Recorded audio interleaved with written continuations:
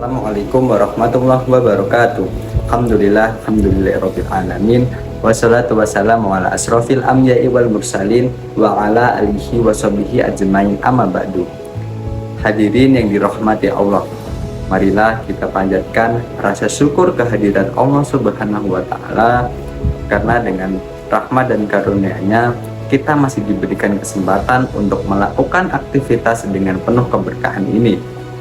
Sholawat dan salam mari sama-sama kita haturkan kepada junjungan Nabi Agung Nabi Muhammad SAW, karena yang sudah membukakan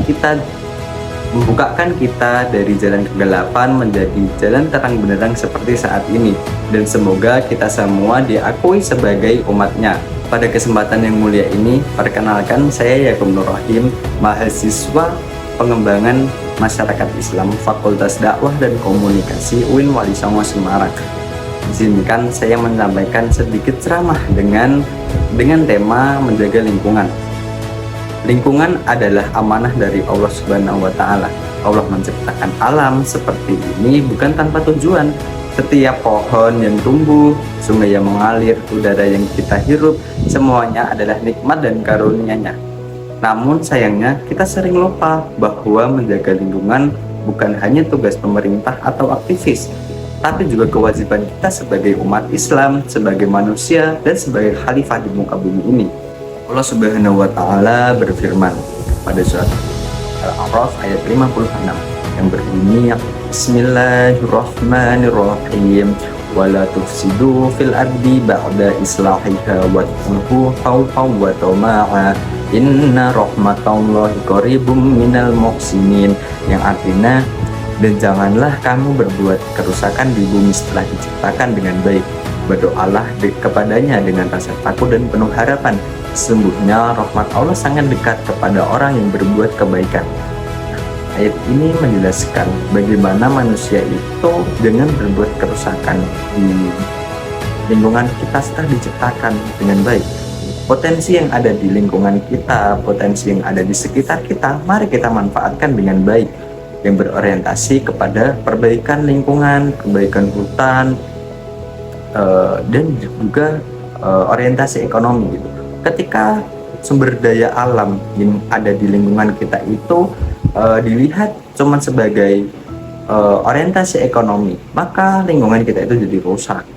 Bagaimana kita sebagai khalifah di bumi ini, sebagai manusia yang hidup di lingkungan, mau memanfaatkan potensi sumber daya alam yang ada di lingkungan, tentunya dengan orientasi tidak merusak lingkungan. Terkadang bagaimana masyarakat itu memandang lingkungan cuma sebagai sumber orientasi ekonomi. Mereka berpikir bagaimana ketika dia mendapatkan hasil dari lingkungan itu it's okay gitu. Padahal ketika dilihat dari segi ekonomi, lingkungan itu jadi rusak gitu. Maka dari itu perlunya praktik baik dalam mengelola sumber daya alam. Bagaimana sih mengelola praktik baik dalam mengelola sumber daya alam itu? Yang pertama, menggunakannya secara bijak. Bagaimana kita menggunakan sumber daya alam itu secara bijak, tidak berlebihan gitu. Yang kedua, menjaga keseimbangan alam. Yang ketiga, ada melakukan reboisasi dan penghijauan. Di setiap kita mengambil kayu di hutan, kita juga harus menanamnya kembali agar penghijauan itu tetap ada. Mengelola limbah dengan bertanggung jawab, tidak membuang sampah sembarangan dan sebagainya.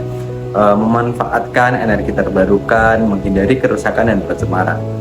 Marilah kita semua untuk menjaga lingkungan kita, memanfaatkan potensi-potensi yang ada dengan baik dan dengan praktik yang baik juga tentunya. Mungkin cukup sekian dari ceramah singkat saya, kurang lebihnya mohon maaf. Bila taufik wal hidayah. Wassalamualaikum warahmatullahi wabarakatuh.